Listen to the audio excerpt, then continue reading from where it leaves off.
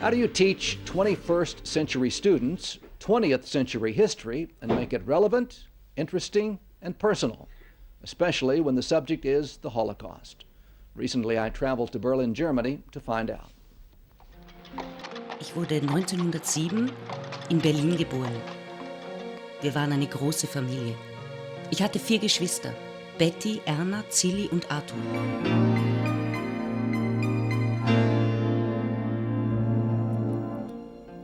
70 teachers, curriculum writers, and education ministry officials from 14 countries traveled to Germany recently to take part in the Centropa Summer Academy. The forum is designed to reach what Centropa director Edward Sirota called today's tech-savvy generation.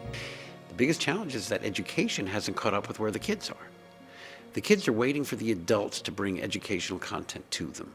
The challenge is that with iPads, iPhones, and other tablet computers is that the kids are using these, it's where they live their digital lives. But education hasn't caught up so much with that, and that's what we're trying to do. It wasn't long until educators from around the world began contacting Centropa, requesting permission to use the material.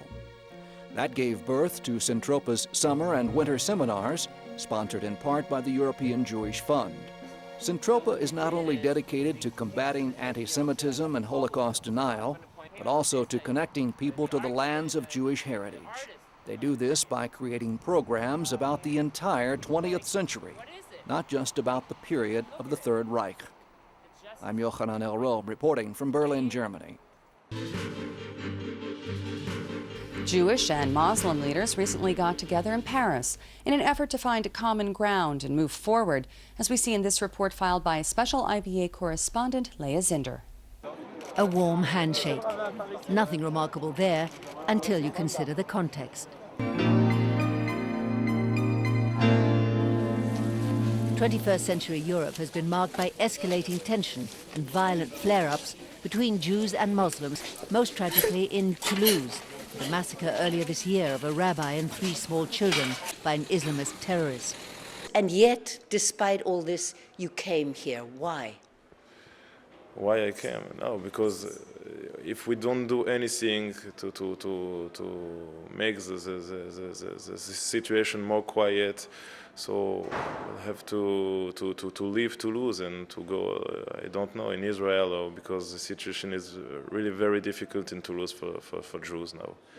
It was against this strained backdrop that New York Rabbi Mark Schneier, in cooperation with the Grand Mosque of Paris and the European Jewish Congress, managed to bring together 70 imams, rabbis and lay leaders from 18 countries for the second gathering of European Muslim and Jewish leaders. I just learned before entering this room that just yesterday, a group of Jewish school children in Berlin were attacked by a group of Muslim youth. And I challenge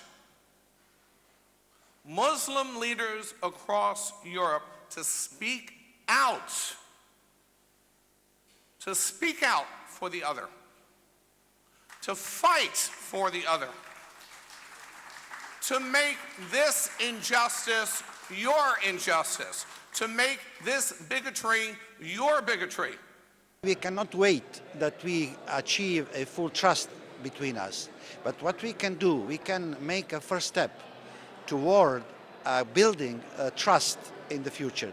I think that we have no choice. Esta puerta era la entrada a un barrio que incluía a la mitad de este palacio.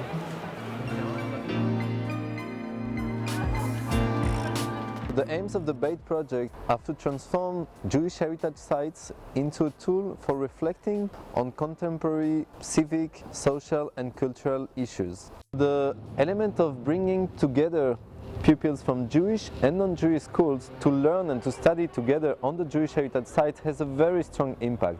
And one of the things that the pupils actually say about the experience is how fantastic the idea and the experience of studying peer-to-peer with another children that comes from another school, and actually to begin to bring down all the prejudice and actually to build bridges between the communities through the Jewish heritage sites.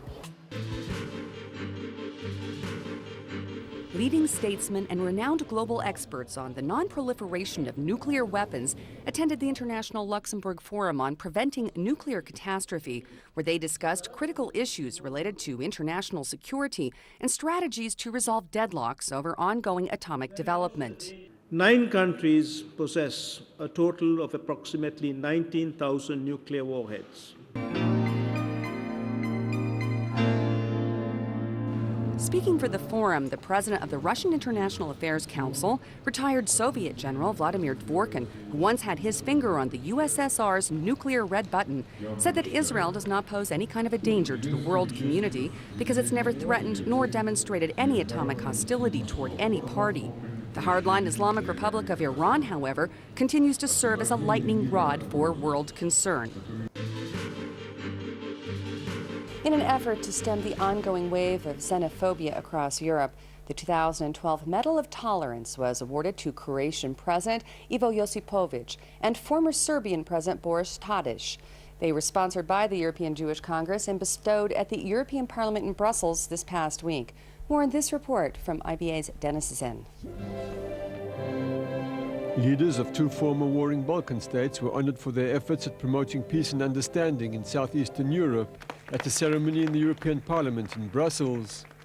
Croatian President Ivo Josipovic and former Serbian President Boris Tadic received the 212 Medal of Tolerance Award, which is bestowed by the European Council on Tolerance and Reconciliation, the ECTR.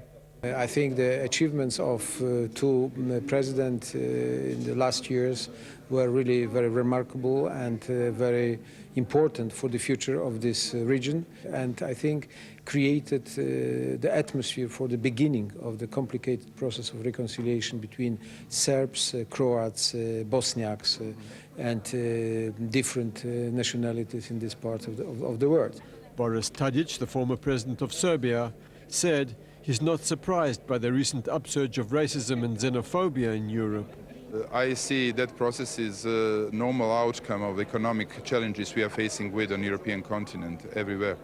Whenever we are facing with a crisis, right-wing, with economic crisis, right-wing parties are raising their popularity, and but the final outcome can be very difficult to everybody. The patrons of the event, the European Council on Tolerance and Reconciliation, announced that in light of the ongoing racial strife raging throughout Europe, it will present the European Parliament with a draft law to make tolerance mandatory across all 27 member states. However, ECTR co-chairman and European Jewish Congress President Dr. Moshe Kantor warned at the same time tolerance cannot be unlimited, especially regarding disruptive immigrant communities that he said could learn from centuries of Jewish culture in the diaspora. Something could be taken as a 4,000 years of, let's say, Jewish experience from Europe. Our law, which sounds like the law of the country is the law. Dinah Malchuta Dinah. Do we or could we allow the tolerance to be unlimited? What means unlimited tolerance to racism? What means unlimited tolerance to xenophobia, anti-Semitism? What means unlimited tolerance to proliferation of nuclear weapon? What means the unlimited tolerance to migration? Migration is a positive thing. Europe can't live without migration. But every country should have the right to establish their own rules of migration. Otherwise, it will be endless. That's why we formulate a principle which could be a subject of very serious implementation. And this is we call secure tolerance. Tolerance limited by the demands of security.